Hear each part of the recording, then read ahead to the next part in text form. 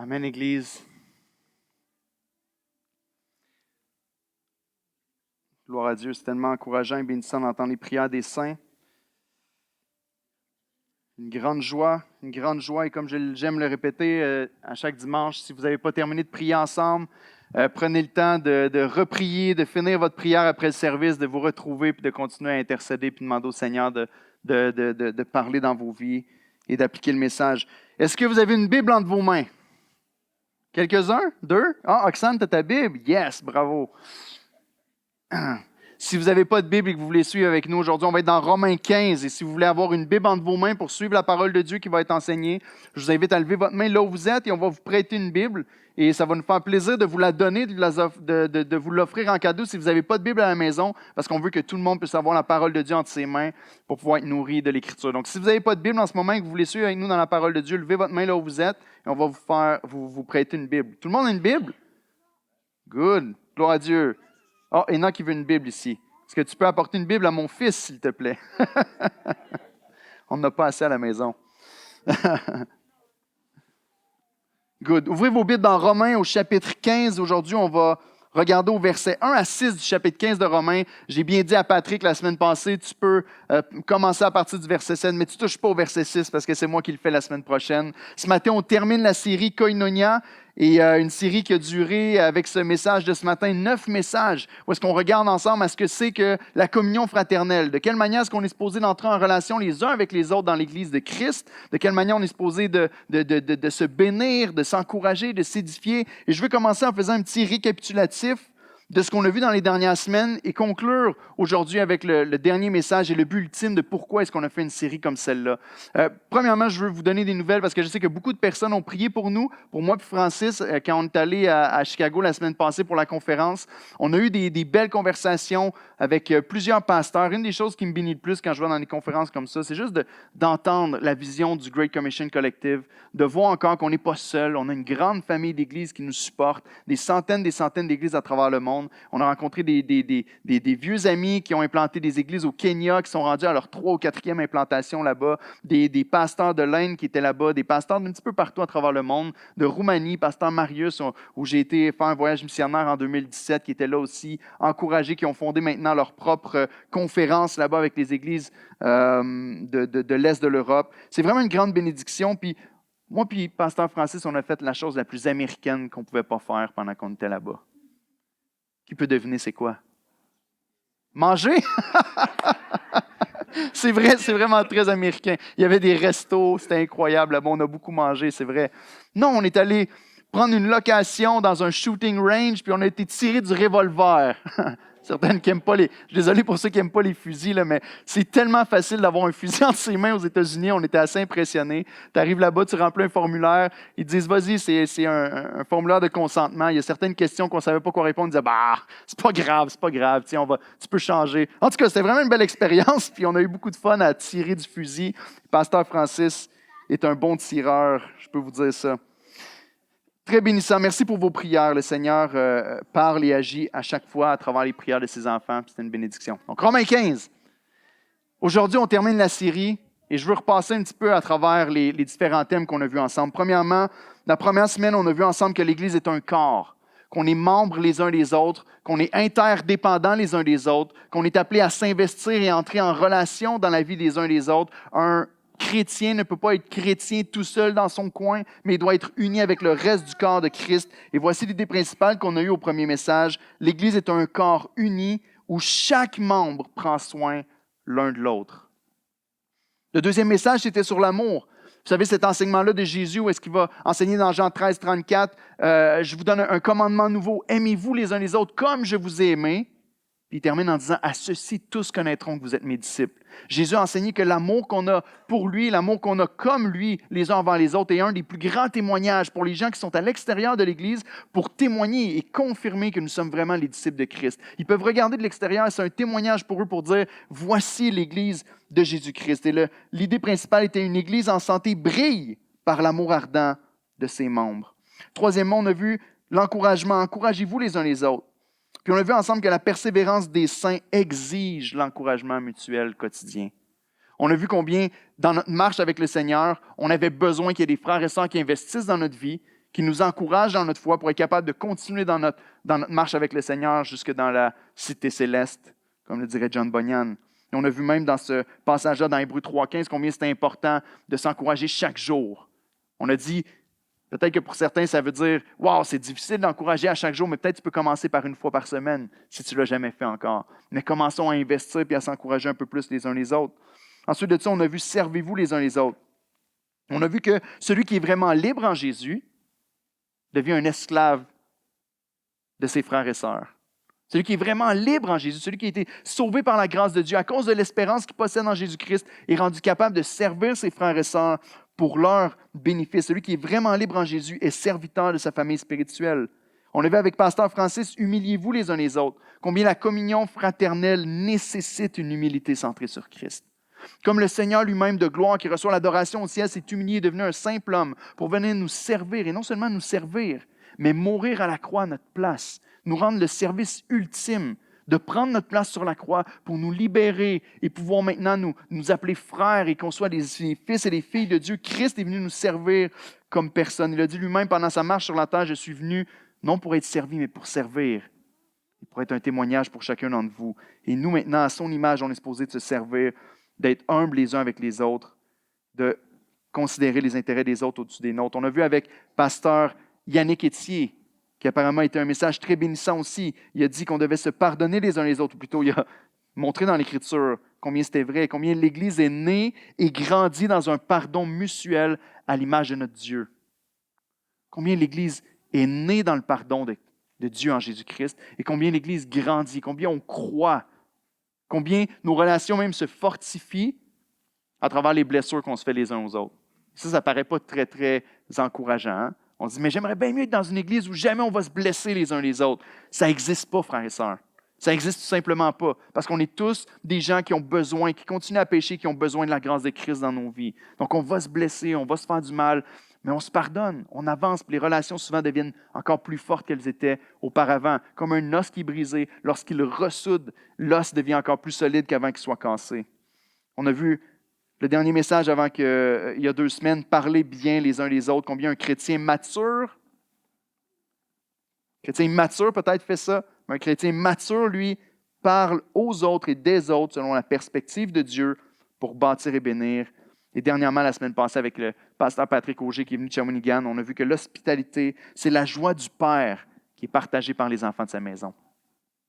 L'hospitalité, c'est la joie du Père, le Père qui nous a accueillis. Il nous dit, accueillez-vous les uns les autres comme Dieu vous a accueillis en Jésus-Christ. Et qu'on doit s'accueillir les uns les autres dans nos maisons, dans nos foyers, dans nos vies, de la même manière que Dieu nous a accueillis en Jésus-Christ. Parce que comme notre papa, dans sa grande maison, accueille tout le monde, nous, ses enfants, on est joyeux puis on accueille les autres aussi dans cette communion-là.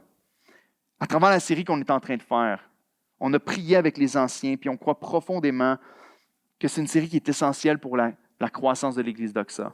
C'est une série qui est essentielle à cette saison-ci de la vie de l'Église d'Oxa, avec ce qu'on a vécu dans les dernières années, avec ce qui s'en vient devant nous. On croit que c'est essentiel pour souder notre compréhension les uns avec les autres de ce que c'est vraiment une Église biblique, de ce que c'est vraiment un croyant qui suit le Seigneur Jésus-Christ. Puis on est convaincu que si on cherche de tout notre cœur à vivre cette koinonia, si on cherche de tout notre cœur à vivre cette communion fraternelle, comme on l'a vu dans l'Écriture, l'Église va être grandement bénie. Parce que c'est le genre de choses que le Seigneur aime bénir et on va voir du fruit. Mais, à travers tous les messages qu'on a entendus, même si on pourrait voir chaque message de manière individuelle comme étant un but en soi, l'ensemble de cette série-là nous amène au message qu'on a ce matin devant nous, au message qu'on a dans Romains 15, les versets 1 à 6. La série complète nous amène à comprendre c'est quoi le but. Parce que le but ultime, frères et sœurs, ce n'est pas juste l'unité. Cette série-là est pour amener une grande unité dans l'Église. Mais le but ultime de la série, ce n'est pas juste qu'on devienne des chrétiens unis les uns avec les autres. Le but ultime, c'est doxa. Le but ultime, c'est la gloire de Dieu en Jésus-Christ. Et c'est le message qu'on va voir ensemble ce matin. Voici l'idée principale, la 9e idée principale de notre série. Une Église mature est marquée par une recherche sacrificielle de la gloire de Dieu. Une Église mature est marquée par une recherche sacrificielle de la gloire de Dieu. Lisons ensemble Romains 15, les versets 1 à 6. Ensuite, je vais encore prier. Romains 15, versets 1 à 6, nous dit ceci. Nous qui sommes forts, nous devons supporter les faiblesses de ceux qui ne le sont pas et ne pas nous complaire en nous-mêmes. Que chacun de nous complaise au prochain pour ce qui est bien en vue de l'édification. Car Christ ne s'est pas complu en lui-même, mais selon qu'il est écrit, les outrages de ceux qui t'insultent sont tombés sur moi. Verset 4. Or, tout ce qui a été écrit d'avance l'a été pour notre instruction, afin que, par la patience et par la consolation que donnent les Écritures, nous possédions l'espérance. Et voici notre verset clé. Que le Dieu de la persévérance et de la consolation vous donne d'avoir les mêmes sentiments les uns envers les autres, selon Jésus-Christ, afin que tous ensemble, d'une seule bouche, vous glorifiez le Dieu et Père de notre Seigneur Jésus-Christ. Amen, Église. Voici le texte pour nous aujourd'hui. Laissez-moi prier encore une fois.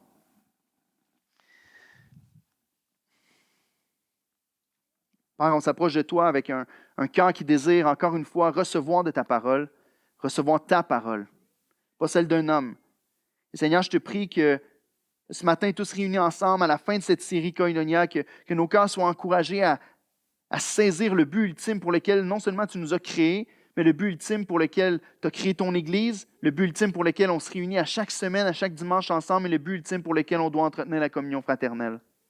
Que ton nom soit glorifié ce matin dans ton Église, pour la plus grande joie de ton peuple, la plus grande gloire de ton Fils. On te prie en Jésus-Christ. Amen. Amen.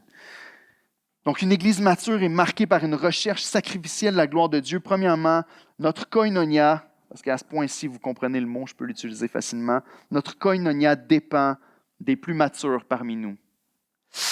Ouch! Levez la main qui se croit mature. Non, je ne ferai pas ça, je ne ferai pas ça. Je ne ferai pas ça. Qui pense qu'ils sont les matures dans l'Église de Christ? Ici, le texte nous dit, nous qui sommes forts, dans les versets 1 à 3, on doit supporter les faiblesses de ceux qui ne le sont pas. Et c'est assez intéressant de voir qui Paul appelle fort et qui Paul appelle faible dans le texte. Si on suit le texte de Romains 1 jusqu'à 15, il nous dit qu'on ne doit pas chercher à se complaire en nous-mêmes, mais que chacun de nous complaise au prochain pour ce qui est bien en vue de l'édification, en vue de se bâtir, de s'élever, de s'édifier les uns avec les autres. Puis il nous donne l'exemple de Christ, car Christ ne s'est pas complu en lui-même, mais selon qu'il est écrit, les outrages de ceux qui t'insultent sont tombés sur moi.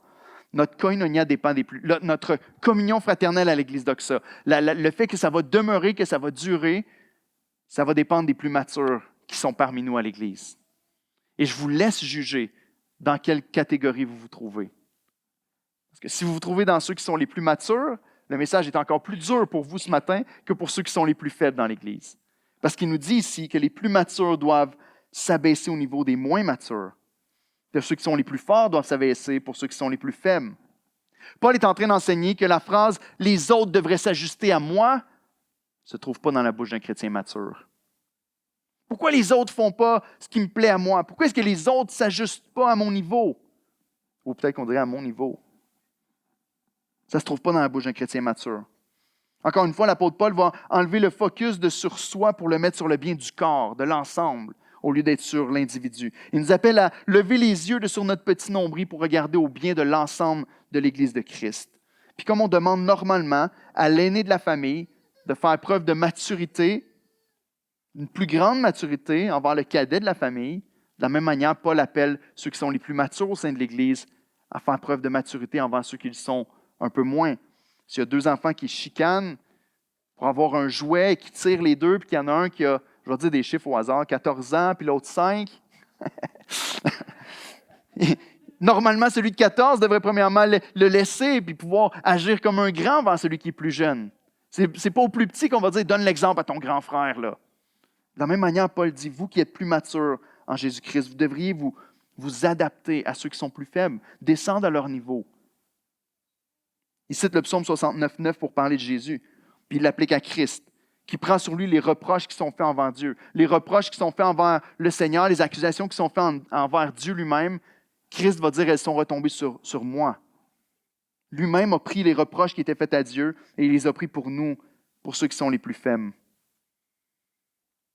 Paul nous donne l'exemple de Christ pour nous montrer que lui n'a pas hésité une seule seconde à abandonner ses droits, à abandonner sa propre vie, à abandonner ses privilèges pour pouvoir élever ceux qui étaient plus faibles. La Bible nous dit que de riche qu'il était, il s'est fait pauvre pour que nous, on devienne riches en Dieu. Que de fort qu'il était, il s'est fait faible pour que nous, on puisse devenir forts en Dieu.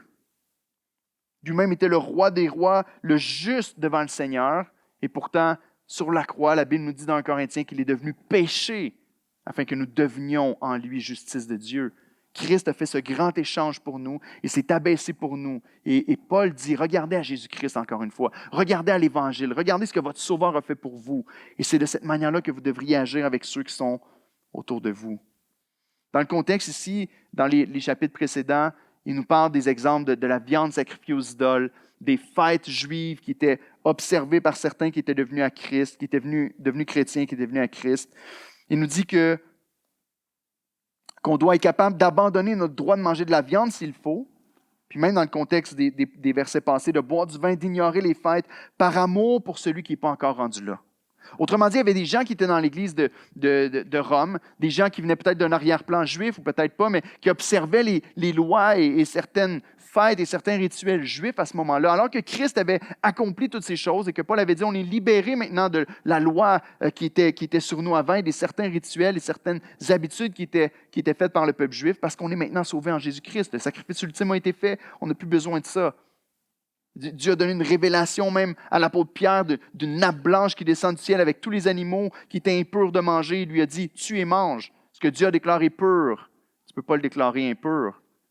Et Dieu avait donné cette permission de manger de tout, mais il y avait des gens qui n'étaient pas rendus là dans leur foi. Il y avait des gens pour qui c'était choquant de manger un animal qui était déclaré impur, comme le porc, par exemple. Parce que pour eux, ils n'étaient pas encore convaincus que cette loi-là était complètement effacée. Paul va enseigner dans ses lettres très clairement, tu dois manger de tout ce qui est au marché, tu peux manger de ces viandes-là. Mais il va dire, à cause du frère qui est plus faible dans sa conscience, j'en mangerai plus jamais de ma vie. Pour le frère qui est plus faible dans sa confiance, je suis prêt à me priver de ça pour pouvoir l'accompagner, marcher avec lui et l'édifier jusqu'à ce qu'il soit rendu peut-être à ce point-là. Mais je ne vais pas mettre un fardeau sur son dos, puis je ne vais pas le faire pécher contre sa conscience en faisant quelque chose qu'il n'est pas prêt à faire. S'il n'y a pas la capacité de saisir un point de théologie de seconde importance, et toi, oui, et c'est l'application qu'on veut comprendre pour nous aujourd'hui, au lieu de diviser le corps de Christ pour une doctrine de seconde importance, porte le fardeau et marche à son rythme, pour son bien, comme un parent le ferait avec son enfant qui commence à marcher. Vous savez, on ne se fâcherait pas. J'espère que vous ne l'avez pas fait. Je ne vais pas vous demander de lever la main, mais on ne se fâcherait pas contre un bambin de 11 mois parce qu'il ne marche pas très bien. C'est pas comme, là, il est raté celui-là. Qu'est-ce que tu fais? Tu ne sais pas marcher, tu as 11 mois, tu es supposé être capable à ce moment-ci de ta vie, puis c'est pas mon fils, puis on aurait honte. Non, on le prend par la main, puis on va l'aider à faire les pas doucement, puis on va l'accompagner là où est-ce qu'il est rendu. Paul dit, c'est de cette manière-là qu'on doit agir avec les croyants qui ne sont pas encore rendus là où tu es rendu. On croit, la Bible nous dit qu'on est de nouveau en Jésus-Christ. On est une nouvelle naissance, on est une nouvelle créature. Puis on doit apprendre à marcher avec le Seigneur pas par pas. Il y a des gens qui sont tellement loin, qui ont vécu avec le Seigneur pendant 40, 50 ans, qu'on peut regarder à eux à dire comment il peut garder une paix d'esprit tellement puissante dans les épreuves qu'il est en train de vivre. Avez-vous déjà parlé avec un croyant, un chrétien, un vrai chrétien là, qui marche avec le Seigneur, puis sur son lit d'hôpital, puis il ne reste pas beaucoup de temps à vivre, puis tu vas le visiter, puis son visage est rayonnant. Puis il dit, moi, je suis prêt à aller rejoindre mon Sauveur. Puis toi, tu es comme, oh, moi, j'ai l'impression que Puis tu vois cette sérénité-là, il a marché avec le Seigneur, il connaît son Dieu, il est prêt à le rejoindre à ce moment-là.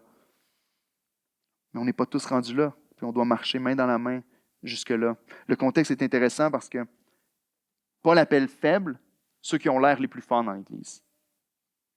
Par là, je veux dire ceux qui sont les plus vocaux, les plus vocales dans l'Église. Ceux que Paul appelle faibles, c'est ceux qui disent aux autres « Hey, mange pas de la viande sacrifiée aux idoles. Tu n'as pas le droit de faire ça. Hey, tu n'as pas le droit de passer outre les rituels. Tu dois célébrer les fêtes. » Ceux qui parlent, puis qui pointent le doigt, puis qui accusent les autres, puis qui ont une apparence de force, puis qui ont une apparence de conviction. Paul, c'est ceux-là qui appellent les faibles dans l'Église.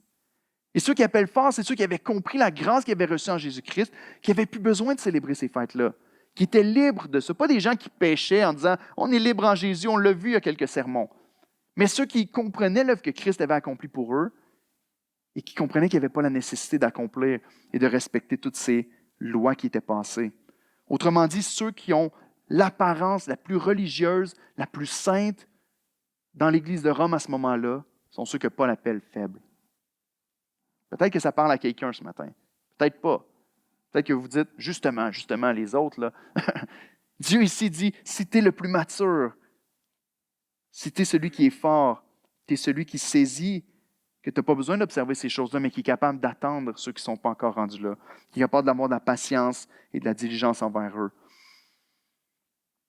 Douglas Moo, un commentateur biblique, va dire « Les forts doivent activement et affectueusement prendre sur eux le fardeau que les faibles sont incapables de porter eux-mêmes en modérant leur propre conduite pour s'identifier le plus possible avec eux. » On le dit souvent à l'Église d'Oxa, toutes doctrines n'ont pas la même importance. Il y a certaines doctrines qui sont extrêmement importantes, qui sont au cœur du christianisme. Si on n'a pas ces doctrines-là, on doit se diviser. Si on n'arrive pas à la même place sur qui est Jésus, on n'est pas dans le christianisme ici. Si on ne croit pas que Jésus était 100% homme, 100% Dieu, on n'a pas le même Dieu, toi et moi. Si on ne croit pas à la Sainte Trinité, que Dieu est Père, Fils et Saint-Esprit, on n'a pas le même Dieu. C'est des choses sur lesquelles on va être tranchant et qu'on est prêt à se diviser. Mais lorsqu'on parle, par exemple, de notre position sur la fin des temps, on va dire, est-ce que Jésus revient avant, pendant ou après le millénaire ou le millénium? Ce n'est pas quelque chose sur lequel on doit se diviser, frères et sœurs. Ce n'est pas une doctrine de première importance. Lorsqu'on parle de certaines doctrines qui sont en périphérie et pour lesquelles on ne peut pas appeler quelqu'un un hérétique, eh bien, on doit être prudent et on doit être capable d'attendre notre frère et nos sœurs. De la même manière, il existe des convictions sur certaines pratiques tirées de l'Écriture qui ne devraient pas nous diviser. Si un frère croit que la règle de l'Ancien Testament de ne pas manger de porc devrait encore être observée aujourd'hui, c'est l'exemple que Paul prend, est-ce que ça vaut la peine d'ébranler sa foi en mangeant du porc dans sa face en disant « Non, on a le droit, check. C'est correct. Le Seigneur le veut. Hein, » Sylvain, il le fait. Hein? Non. non. Mais il dit non. Abaissez-vous à son niveau. Attendez-le. Ça ne veut pas dire de rien dire. On peut avoir la conversation avec le frère ou avec la sœur, mais on ne doit pas faire exprès pour le provoquer puis blesser sa conscience. On peut étudier la parole de Dieu ensemble avec douceur et amour. Même chose avec l'alcool. La Bible ne dit pas que boire de l'alcool, c'est péché. La Bible dit que l'ivresse, l'ivrognerie, c'est péché. Mais est-ce qu'on doit se diviser dans l'Église en disant « Eux, c'est ceux qui boivent de l'alcool dans l'Église, ils sont des non-croyants, ils ne devraient pas être des membres de l'Église locale. Eux, ils ne boivent pas d'alcool, ils ne comprennent rien, ils devraient boire de l'alcool. » Voyez-vous comment c'est ridicule? Il y a des choses comme ça qui sont des doctrines de périphérie, qui ne sont pas des doctrines centrales à la fois sur lesquelles on ne doit pas se diviser. J'ai un frère qui m'a partagé pendant la conférence dans une église à Toronto, que les croyants de son église, qu'il y a eu une grosse division qui a pris place dans son église sur la question du ministère des enfants. Est-ce qu'il doit y avoir un ministère des enfants ou non dans l'église? Puis l'église s'est carrément divisée sur cette question-là. Comprenez-vous, ce n'est pas central à la foi chrétienne. Les églises qui ont un ministère pour les enfants et les églises qui n'en ont pas, ce n'est pas le sceau d'approbation que Christ va donner quand il va revenir, qu'il va dire « bon et fidèle serviteur ». Comprenez-vous? La réalité, c'est qu'il y a des églises qui se divisent encore sur le choix des chants dans l'Église. Puis je ne parle pas ici de chants qui ont des paroles non bibliques. Je parle qu'on devrait seulement chanter des vieux chants. Oui, mais ce nouveau chant-là, il y a des paroles bibliques. C'est pas grave, les contemporains, c'est pas bon. Ça me fait rire des fois parce que je me dis, il a déjà été contemporain, tiens, tu comprends? Il y a des conflits dans les églises. Sans blague, j'ai un frère pasteur ici au Québec qui m'a raconté que la première fois qu'il est allé prêcher dans une autre église, il y a une sœur qui lui a envoyé un courriel après le message pour lui dire « Ça me déçoit vraiment que vous ne prêchez pas avec une cravate en avant. Je ne crois pas que ça respecte le statut de ce que l'Église devrait être et du Seigneur. » Comprenez-vous qu'il y a des points de périphérie comme ça sur lesquels on ne devrait tellement pas se diviser. Paul dit, vous qui êtes plus matures, soyez patients avec ces gens-là. Au lieu de les reprendre sévèrement et de commencer une guerre, aimez-les, soyez patients. Soyez patients et attendez-les. Douglas Moo dit encore, ici, parce que quand on lit le texte, il nous donne l'exemple de Christ qui s'est abaissé, qui s'est humilié pour que nous, on puisse faire comme lui. Puis on a l'impression qu'on entend un écho de ce qui a été dit dans Philippiens 2, que Francis nous a prêché il y a quelques semaines, de l'humilité de Christ. Et Douglas Moo nous dit quelque chose d'intéressant. Il dit, ce n'est pas que Paul cite Romains lorsqu'il écrit Philippiens ou vice-versa. Nous avons plutôt une portion de ce qui était probablement un catéchisme chrétien de base bien répandu à l'époque, offrant aux convertis des instructions sur comment ils doivent plaire au Dieu qui les a rachetés. Wow! Ce qu'il est en train de dire, c'est que le message qu'il répète dans Philippiens et qu'il répète dans Romains, C'était probablement un catéchisme qui était répété par les croyants de l'époque pour savoir comment se comporter pour plaire à Dieu dans l'Église. L'humilité, puis le fait que les plus matures ou les plus forts attendent les plus faibles, était quelque chose que les chrétiens se répétaient constamment pour préserver l'unité des chrétiens au sein de l'Église locale. À combien plus forte raison aujourd'hui on devrait embrasser cette pensée? Dernière citation de Douglas Moo ici qui nous dit « À la lumière de son insistance que les faibles ne doivent pas changer tant que leur conscience par la foi ne les conduise à le faire, il est improbable que Paul prie ici pour que tous les croyants romains arrivent à la même opinion sur le sujet en question. » Le but, ce n'est pas de dire « OK, arrivez tous tout de suite à la même conclusion sur la question », mais il prie plutôt qu'ils puissent posséder une unité de but qui transcende leurs différences. Autrement dit, le but pour lequel ils pratiquent l'unité dans l'Église est plus grand que d'arriver tous à la même conclusion sur toutes les doctrines qu'on a. Comprenez-vous ça? Ça ne vaut pas la peine de se diviser sur ces choses-là, parce qu'on a un but qui surpasse le fait d'être tous à la même place sur toutes les doctrines. Il y a des doctrines centrales qu'il faut qu'on soit ensemble, mais on a un but qui est plus grand. Et voici de quelle manière on le vit. Deuxièmement, notre koinonia dépend de notre consommation de l'Écriture. Regardez avec moi au verset 4. J'aime que Paul se dirige là-dedans, tout de suite après avoir parlé de l'unité, des plus matures qui s'abaissent pour élever les plus faibles, et que notre communion fraternelle dépend de ça. Mais deuxièmement, notre koinonia dépend de notre consommation de l'Écriture. Verset 4, il dit « Or, tout ce qui a été écrit d'avance l'a été pour notre instruction. » Pourquoi? Afin que, par la patience et par la consolation que donne l'Écriture, nous possédions l'espérance. Dans tout ce qu'on a vu dans les dernières semaines, la relation qu'on a les uns avec les autres, la communion fraternelle, l'unité du corps de Christ est impossible à moins que la parole de Dieu soit au cœur de nos relations puis au cœur de nos vies personnelles. Vous allez dire, c'est simple, Éric, on dirait que tu nous dis à chaque message, la parole est importante. Paul aussi. La Bible nous le répète constamment. Sans la parole de Dieu, on n'a rien. Regardez ce qu'il nous dit ici. Paul justifie non seulement son utilisation du psaume 69 pour parler du Christ, mais aussi l'importance de la totalité de l'Ancien Testament pour la vie chrétienne. Je ne sais pas s'il y en a qui pensaient qu'en étant chrétien, on lit seulement le Nouveau Testament. L'Ancien Testament est plus important. Paul dit non. L'Ancien Testament est extrêmement important. Il est utile pour notre instruction. Il nous procure même la patience, la consolation et l'espérance. Donc, même si on est sous la Nouvelle Alliance, on a énormément à profiter des écrits de l'Ancien Testament. Et j'espère que les étudiants qui font le cours sur le survol de l'Ancien Testament actuellement à l'Église le saisissent et le comprennent. Je crois que oui. L'Écriture est utile pour notre instruction, mais attention, une instruction qui est bien vivante et active. Elle fait quelque chose. Lorsqu'on lit l'Ancien Testament, il se passe réellement, et toute l'Écriture, il se passe réellement quelque chose dans notre cœur et dans notre vie. Est-ce que vous croyez ça? Est-ce que vous avez déjà expérimenté ce que la parole de Dieu fait dans votre cœur et dans votre vie? Oui, ça passe par la tête, c'est de l'information qu'on reçoit. La parole de Dieu ne se contente pas de pénétrer le cerveau, elle cherche toujours à atteindre activement le cœur. Donc l'apôtre ici résume que le chemin que l'Écriture parcourt dans notre vie et le résultat qu'elle produit avec 3 mots, patience, consolation et espérance. Je vous donne ces 3 mots-là, puis on finit avec le dernier point. OK? Donc si la parole de Dieu est essentielle à notre koinonia, premièrement, comment est-ce que la parole atteint mon cœur pour y produire la patience? Comment est-ce que la parole de Dieu atteint mon cœur pour y produire la patience? Bien, d'une manière très simple, l'exemple de fidélité des croyants qui ont souffert dans l'Ancien Testament, l'exemple de la fidélité des croyants qui ont fait face à toutes sortes de choses, qui ont souffert pour leur foi, qui ont souffert pour leur dévouement envers Dieu, nous inspire nous aussi à persévérer, nous inspire nous aussi à endurer puis à vivre avec foi et courage de la même manière. Et ici, pourquoi pas regarder à des exemples concrets et combien ça peut nous affecter dans notre vie.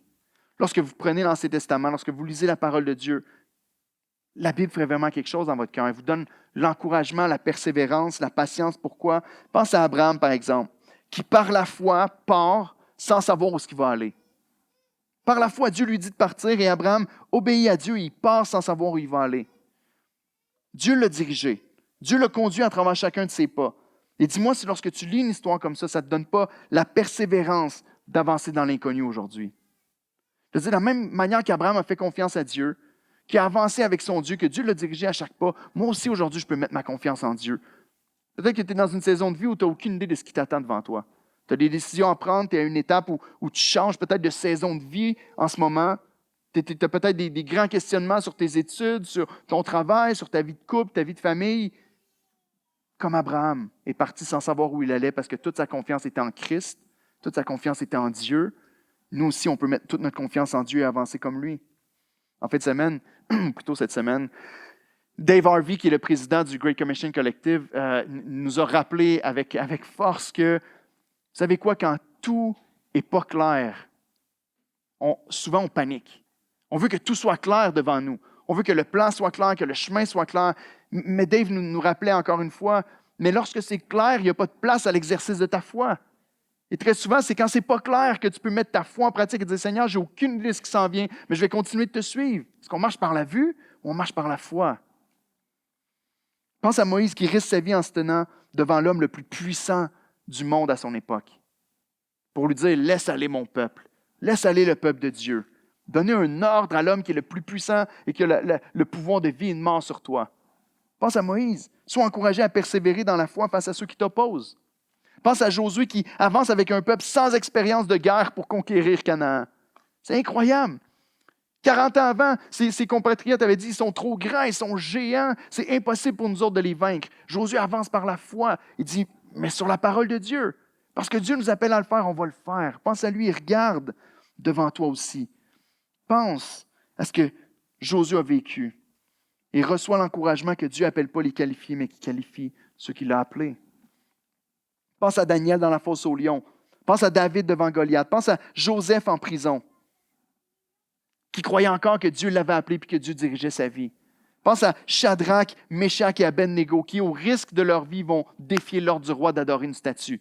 Et qui vont dire, tu peux nous jeter dans la fournaise ardente. Les enfants connaissent cette histoire-là. Hein? Vous connaissez les 3 hommes qui ont été jetés dans la fournaise, qui ont été dans le feu et qui ont dit, même si, ils disent, notre Dieu est capable de nous sauver, mais même s'il ne nous sauve pas, on ne va pas renier notre Dieu. On ne va pas se courber devant la statue. Quelle foi, quelle détermination! Recevons l'encouragement pour notre vie à nous aujourd'hui, de vivre de la même manière. Donc oui, lire la parole de Dieu nous procure un encouragement, nous procure une patience, une persévérance dans notre foi. Paul dit, lorsqu'on lit l'Ancien Testament, il y a un effet qui se produit dans notre cœur. Deuxièmement, comment la parole atteint mon cœur pour y appliquer la consolation. Lorsqu'on lit l'Ancien Testament, on voit le témoignage des hommes, des femmes que l'auteur de l'Épître aux Hébreux va prendre en Hébreux 11, qu'on appelle souvent le temple de la renommée chrétienne. Tous ces hommes et ces femmes qui ont fait des grandes choses, des exploits pour le Seigneur malgré leur grande faiblesse. Mais deuxièmement, quel grand Dieu a accompagné ces personnes-là. La consolation dans nos cœurs vient lorsque nos yeux sont fixés sur Dieu lorsqu'on lit l'Écriture. Autant qu'on peut être inspiré par l'exemple des croyants qui nous ont précédés, autant on peut être encouragé par la grande fidélité du Seigneur envers eux en chaque circonstance. La consolation, ou plus exactement la traduction du mot ici, le réconfort ou l'encouragement, peut remplir mon cœur alors que je réalise que le même Dieu qui agit pour eux est mon Dieu aujourd'hui qui va agir pour moi. Le même Dieu qui agit pour Abraham et qui l'a amené à la bonne place est le même Dieu que je prie aujourd'hui. Est-ce que vous pensez à ça des fois? Le Dieu que Jacob a rencontré à Bethel, le Dieu que Jacob a prié et que Dieu a répondu à ses prières, le Dieu que Joseph a prié lorsqu'il était en prison et qui a répondu à ses prières, le Dieu que David a prié et que Dieu a répondu à ses prières, c'est le même Dieu que nous, on peut prier aujourd'hui. Il n'a pas changé. On est loin dans le temps avec tous ces hommes et ces femmes-là du passé, mais on est collé sur Dieu parce qu'il est toujours dans le présent avec nous. Et c'est le même Dieu qu'on peut prier et qui va agir encore pour moi. En Christ, en Dieu, il n'y a pas une seule onde de variation. La parole de Dieu nous dit en Jacques 1. Le Seigneur qui a ouvert la mer Rouge est mon Seigneur. Le Dieu qui a gardé ses serviteurs vivants et sans mal au milieu de la fournaise ardente est celui qui va me garder, qui va se glorifier dans ma vie, peu importe ce qu'il choisit de faire. Celui qui s'est révélé à Job comme jamais auparavant dans sa profonde douleur. Il y en a qui souffrent ce matin ici, qui ont besoin d'entendre ça. Et le même Dieu qui va se révéler à moi dans ma douleur profonde actuellement. Celui qui a pris soin du peuple dans le désert avec du pain, de la viande et de l'eau d'un rocher va pourvoir aussi à mes besoins aujourd'hui. Le Dieu qui a fait passer Élie de la terre au ciel dans un chariot de feu est le Dieu qui va me faire passer de cette vie à la vie éternelle dans le chariot de Christ. Notre Dieu est le même, hier, aujourd'hui, éternellement. Par la foi en Jésus-Christ, je peux avoir cette confiance que le Dieu qui a sauvé ces hommes-là va être le même Dieu qui m'a sauvé moi aussi. Et je veux faire quelque chose, OK? Les enfants, regardez-moi. Tous ceux qui sont ici et qui ne connaissent pas la puissance que la parole de Dieu peut faire dans le cœur d'une personne.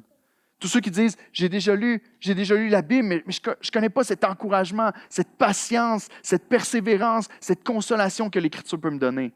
Je veux vous inviter à ne pas être gênés, frères et sœurs, OK? Tous ceux qui connaissent la réalité de la consolation et de l'encouragement que la parole de Dieu vous procure, levez votre main bien haut ce matin. Tous ceux qui la connaissent, tous ceux qui connaissent ce que la parole de Dieu peut faire dans votre cœur, levez votre main. Il y a des gens qui vont regarder les enfants, regardez autour de vous. Les enfants, peut-être que vous avez commencé à lire la Bible, vous voyez vos parents lire la Bible, regardez autour de vous. Les gens qui vivent cette expérience-là avec Dieu, qui agit dans leur cœur à travers la parole. Dieu est celui qui agit à travers l'Écriture et vous pouvez expérimenter ça aussi en passant du temps dans la parole de Dieu. Il nous dit ici, troisièmement, comment est-ce que la patience et la consolation qu'on trouve dans l'Écriture peut nous procurer l'espérance. L'Écriture produit la persévérance en nous, par l'exemple des croyants du passé, nous réconforte par la grandeur de Dieu qui est le même et qui ne change pas, mais nous procure aussi l'espérance à travers ces choses, que le Seigneur va accomplir chacune de ses promesses envers nous, pour nous accueillir dans la vie éternelle. Et frères et sœurs, ici, lorsqu'on possède l'espérance de la vie éternelle, la réalité, c'est que les choses de la terre perdent tellement de leur importance. Dans le contexte, il nous parle de communion fraternelle, il nous parle de comment on doit traiter nos frères et sœurs au sein de l'Église locale. Puis tellement des fois, c'est dur. Tellement des fois, au lieu de s'abaisser, on est comme « Ah, sont-ils fatigants? Encore en train de lutter avec telle et telle chose. » Ils ne comprennent pas ce que Dieu nous a révélé. Ah, ils ne comprennent pas encore la révélation du Seigneur. Il y a une mauvaise théologie. Ah, qui sont lourds. C'est dur de les traîner. Quand on pense à l'œuvre de Christ qui est faite pour nous, le fardeau devient un peu moins lourd. Mais quand on réalise la promesse de la vie éternelle, ces choses-là perdent encore plus de leur importance. Il y a un jour où les douleurs de la terre n'existeront plus. Il y a un jour où je vais être dans la présence du Seigneur. Je vais voir sa gloire pleinement, sans aucun blocage. Un chant que j'aime de tout mon cœur, c'est le chant « Turn your eyes upon Jesus ». J'ai mis les paroles avec ma traduction propre à moi sur l'écran, mais le chant dit « Turn your eyes upon Jesus ». Focus ton regard sur Jésus. Look full in his wonderful face. Contemple son visage radieux. Qu'est-ce qui se passe quand tu fais ça? Dans la parole de Dieu, quand tu regardes à l'Écriture, tu regardes à la grandeur de ton Dieu, qu'est-ce qui se passe? The things of earth will grow strangely dim. Les choses de la terre perdront étrangement leur attrait, leur éclat ou leur force dans notre vie. C'est si dur d'être patient avec telle personne ou avec telle chose. C'est si dur d'endurer la douleur ou d'endurer la persécution. C'est si dur d'endurer l'opposition des gens face au christianisme. Un jour, je vais être dans la vie éternelle. Et lorsque je pense à la promesse du Seigneur pour moi dans les cieux, les choses de la terre perdent de leur importance, puis ça me donne une force pour marcher fidèlement avec le Seigneur. Amen, Église. Il dit « In the light of His glory and grace », à la lumière de sa gloire et de sa grâce, ô combien les choses éphémères de la terre perdent de leur force dans notre vie. Si seulement on pouvait être des gens qui vivent un peu plus avec les yeux vers la vie éternelle, combien ça changerait notre marche les uns avec les autres sur la terre. Comment les choses temporaires perdraient de leur force. Le contexte de Romains 15 encore, c'est l'Église locale. La persévérance, le réconfort que la parole produit, elle nous remplit d'espérance, qui nous permet de mourir à nous-mêmes pour prendre soin des plus faibles. Parce que la parole de Dieu nous rappelle constamment ce qui compte vraiment. Pourquoi est-ce que tu vis? Est-ce que tu vis pour ce qui compte vraiment? Est-ce que c'est vraiment si important de gagner le point avec ton frère ou avec ta sœur? Des doctrines que oui, des doctrines que non. Et je crois que très souvent dans l'Église, dans les relations, c'est les choses de moindre importance qui amènent le plus de division. Je laisse que l'Esprit sonde nos cœurs ce matin, qui nous parle à ce niveau-là. Probablement ici que ça inclut aussi l'espérance pour les plus faibles. Que par l'amour que les forts leur démontrent, que par l'amour des plus matures au sein de l'Église, ça les encourage eux aussi à grandir dans leur maturité, à chercher dans la parole de Dieu, à comprendre un peu mieux la vérité, puis qu'ils deviennent aussi plus matures en Christ et joignent le rang des forts par la suite, pour être capables de s'humilier et de bénir les autres. Mais comme on a dit en commençant, l'unité des croyants n'est pas le but ultime de la koinonia. L'unité des croyants n'est pas le but ultime. La communion fraternelle a pour but ultime doxa. Quel beau nom pour une Église, hein? On termine avec ce troisième point-là ce matin. Notre koinonia a un seul but, doxa. Regardez avec moi au verset 5 et 6. Il nous dit que le Dieu de la persévérance et de la consolation vous donne d'avoir les mêmes sentiments les uns envers les autres, selon Jésus-Christ, afin que tous ensemble, d'une seule bouche, vous glorifiez le Dieu et Père de notre Seigneur, Jésus-Christ. Voyez-vous le but ultime ici? Le but ultime de s'abaisser dans nos relations, le but ultime de s'édifier, de s'aimer les uns les autres, de servir les uns les autres, de s'encourager les uns les autres qu'on a vu dans les dernières semaines, et la gloire de Dieu en son Fils Jésus-Christ. Le but ultime, c'est que tous ensemble, d'une même bouche, on puisse faire ce qu'on a été créé pour faire, adorer, glorifier le Seigneur Jésus-Christ. John Piper, un pasteur ou un ex-pasteur qui maintenant fait du ministère en ligne, surtout avec Desiring God, a dit « Le but de la mission, pourquoi est-ce que la mission existe? C'est parce que l'adoration n'existe pas. » Dans le sens qu'il y a des endroits dans le monde où Dieu n'est pas glorifié comme il doit être glorifié. Et c'est pour ça qu'on prêche l'Évangile. On peut le voir à un niveau local. La raison pour laquelle l'évangélisation existe, la raison pour laquelle on veut parler du Seigneur à ceux qui sont à Brossard, puis partout sur la rive sud de Montréal, puis dans notre province, c'est parce qu'il y a des foyers, puis il y a des familles, puis il y a des vies où l'adoration du Seigneur n'existe pas, où la gloire de Dieu n'est pas reconnue comme grande et extraordinaire. Les Écritures sont nécessaires. On est une Église biblique. Mais si un mot est rajouté, une phrase est rajoutée pour nous faire comprendre que ce n'est pas par notre propre force. Il dit ici que dans l'Écriture, on trouve la persévérance et la consolation, puis ici, il l'attribue directement à Dieu. Le Dieu de la persévérance et de la consolation vous donne d'avoir les mêmes sentiments. Autrement dit, lorsque tu ouvres ta Bible et tu commences à lire l'Écriture, ce n'est pas parce que tu dis « je me fais une discipline », puis parce que moi, je vais puiser à chaque jour, je vais être capable de m'encourager, puis de me fortifier moi-même à travers l'Écriture. Non, c'est le Dieu de la consolation et de l'encouragement à travers l'Écriture qui fortifie mon cœur, qui m'encourage et qui me fait persévérer dans ses voies. Voyez-vous ça, frères et sœurs, c'est très important. Parce qu'on pourrait penser que ça dépend de nous. On pourrait s'élever encore une fois en pensant qu'on est tellement bon et meilleur que les autres. La réalité, c'est que c'est Dieu qui fait cette œuvre-là dans notre cœur alors qu'on ouvre la parole. L'œuvre de Christ, à ce moment-là, remplit nos pensées. Mais il ne veut pas qu'on passe à côté du but, puis qu'on pense que l'objectif est seulement d'être un groupe uni, qui vit bien en harmonie les uns avec les autres. Pourquoi? Parce que l'unité n'est pas toujours bonne. Qui connaît l'histoire de la tour de Babel ici? Avez-vous déjà lu la tour de Babel dans l'Ancien Testament? Il y en a 4 qui la connaissent, Nora et Oxane. À la tour de Babel, les hommes étaient unis. Et ça a été la raison de leur condamnation. Les hommes étaient unis ensemble contre la volonté du Seigneur de remplir la terre et de se multiplier. Ils voulaient se faire une tour, ils voulaient monter jusqu'au ciel, ils voulaient se faire un nom à eux-mêmes. Tout le contraire de glorifier le Seigneur. Et Dieu est venu répandre, et Dieu est venu diviser à ce moment-là. La même chose, si on pense au peuple allemand, il n'y a pas si longtemps que ça, qui étaient majoritairement unis avec une même vision qu'il fallait exterminer les Juifs. Il y en avait certains qui n'étaient pas dans le même camp, mais une grande majorité avait cette même vision-là. Ils étaient tous unis. Est-ce que c'était une bonne unité, une mauvaise unité? Très mauvaise. Très mauvaise. Et le Seigneur ne prenait pas plaisir à ça. C'était une œuvre diabolique. Notre nation actuellement semble très unie sur la question du mariage et de l'avortement. Est-ce que ça veut dire que c'est une bonne unité ou une mauvaise unité? Encore une fois, si ça va à l'encontre de la parole de Dieu, ce n'est pas une unité que le Seigneur bénit. Donc, notre but ultime, à nous en tant qu'Église, ce n'est pas juste l'unité. C'est de glorifier Dieu par notre unité. D'une seule bouche ensemble, d'élever la gloire du Seigneur. Notre unité biblique est bonne seulement lorsque le but de cette unité-là est la gloire de Dieu. Donc, le but n'est pas notre satisfaction seulement. Le but est notre satisfaction en Dieu. Le but est que l'Église Doxa puisse réellement accomplir sa mission de glorifier Dieu en toutes choses. Donc, le but de la communion fraternelle qu'on a prêché dans les dernières semaines doit s'aligner avec le but de l'Église Doxa. La mission, vous l'avez à chaque dimanche devant vos yeux. Notre but commence par 2 mots. Glorifier Dieu en accomplissant la grande commission dans l'esprit du grand commandement. Mais le but ultime, c'est la gloire de Dieu. Ce n'est pas notre gloire, ce n'est pas de se faire un nom à nous, ce n'est pas de s'élever, mais c'est la gloire de Dieu en son Fils, Jésus-Christ, parce que c'est le but ultime de toute chose. Paul le dit dans son enseignement ici, puis je crois sincèrement que c'est son enseignement dans ses 13 lettres dans le Nouveau Testament, et que c'est l'enseignement de l'ensemble de l'Écriture. Nous existons pour la gloire de Dieu et l'Église de Christ doit glorifier Dieu de toutes ses forces.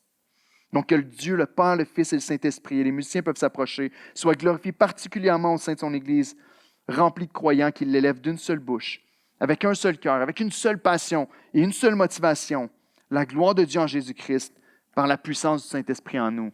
Amen, Église. Je vous rappelle encore que c'est notre mission, que c'est notre cœur.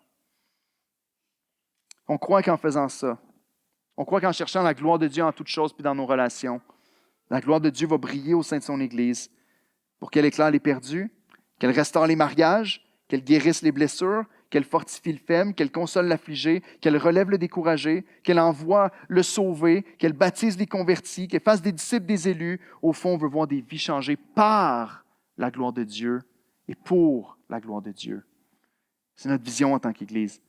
Donc, voici notre cœur en sortant de la série. C'est très important ce que je vais vous dire parce que c'est quelque chose que vous allez devoir mettre en pratique et que vous allez devoir, Dieu voulant, selon votre cœur, vous engager là-dedans.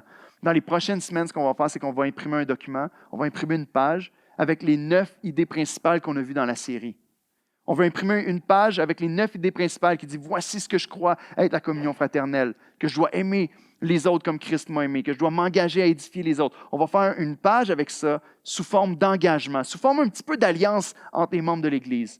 Et ce qu'on va faire, c'est qu'on va vous inviter à vous approcher et à signer le document. Tous ceux qui sont membres à l'Église d'Oxa et qui disent « Oui, on veut embrasser cette vision-là. On veut s'engager à vivre nos relations. On ne veut pas que ça se termine à la fin de la série Koinonia. On veut que ça continue dans le futur de l'Église d'Oxa. » Donc, on va vous inviter à signer la page, puis ensuite, on va faire des copies, on va vous en remettre une copie que vous allez pouvoir garder à la maison, relire souvent pour dire, voici ce que ça veut dire pour moi d'être membre de l'Église locale. Que je puisse m'engager à prier pour ça, m'engager à vivre de cette manière-là comme le Seigneur m'a appelé à le faire. C'est un défi, mais c'est quelque chose qu'on veut embrasser. Ce n'est pas juste une série qu'on veut terminer et passer à autre chose, mais on veut que ce soit la culture de l'Église ici à Doxa. Donc, laissez-moi prier en terminant, puis on va chanter encore un chant ensemble à la gloire de Dieu. Notre Dieu, tu es grand, tu es puissant, tu es fort, tu es fidèle, tu es bon. Tu es rempli d'amour et de compassion envers des créatures faibles comme nous. Et Seigneur, je te prie qu'à ton image, Seigneur, tes enfants puissent avoir le même cœur de compassion, le même cœur, Seigneur, qui désire te glorifier et te ressembler dans nos relations les uns avec les autres. Éternel, fais-nous des hommes et des femmes qui chérissent l'appel que tu as mis sur notre vie, d'être unis ensemble, mais pas juste pour le simple but d'être unis, pour ta gloire. Je prie que ta gloire soit le trésor de nos cœurs. Lorsqu'on prend du temps dans ta parole à la maison, dans la prière à la maison, que notre but ne soit pas juste d'accomplir une tâche, mais de trouver ta gloire dans le texte. Lorsqu'on te prie, Seigneur, que ce ne soit pas juste que tu nous donnes ce qu'on te demande, mais que par la réponse aux prières et par la prière elle-même, tu puisses être glorifié dans nos vies et qu'on puisse dire, c'est le Seigneur qui a fait ça en moi. Seigneur, ce qu'on désire, c'est d'être vraiment une Église qui porte bien son nom. L'Église Doxa, l'Église qui existe pour ta gloire à toi. Donc, je te prie de faire de nous des hommes et des femmes qui vont embrasser cette vision, qui vont embrasser ces ordonnances de s'aimer et tous les uns les autres qu'on a vus dans les dernières semaines. Pour que tous voient qu'on est tes disciples. Pour que tous voient le témoignage, Seigneur, de ce que ta grâce fait lorsqu'elle atteint les cœurs. Bénis ton Église, Seigneur. Merci pour les enfants qui ont été tellement gentils ce matin dans leur banc. Je te prie de les encourager dans leur foi, que le temps qu'ils vont prendre cette semaine avec leurs parents dans la parole puisse être un temps qui est significatif, qui porte du fruit et qui les aide eux aussi à voir ta grande gloire. Merci pour ton Église. Continue de la bâtir, Seigneur. Pour la gloire de ton nom, de prier ces choses en Jésus-Christ. Amen.